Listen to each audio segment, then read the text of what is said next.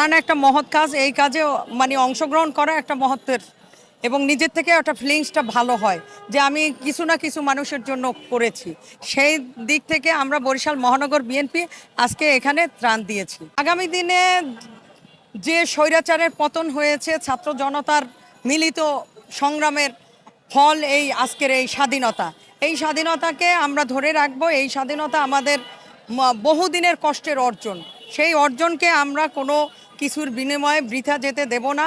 এবং গত স্বৈরাচারী সরকারের কথা যদি সবার মনে থাকে, তাহলে আগামী দিনে আমরা একটা সুশৃঙ্খল সুষ্ঠু রাষ্ট্র হিসাবে গড়ে তুলতে পারি এবং আমাদের যে চাওয়া পাওয়া ছিল গণতন্ত্র ফিরিয়ে আনা এবং একটা সুষ্ঠু নির্বাচন, যে সাধারণ মানুষের ভোটের অধিকার ছিল না, সেই ভোটের অধিকারটা আমরা আগামী দিনে ফিরে পাবো এবং বাংলাদেশের মানুষও তাদের ভোটের অধিকার ফিরে পাবে, গণতন্ত্র ফিরে পাবে এবং সেই গণতন্ত্রভাবেই একটা মানে নির্বাচনের মাধ্যমে একটা সরকার গঠিত হবে ইনশাল্লাহ।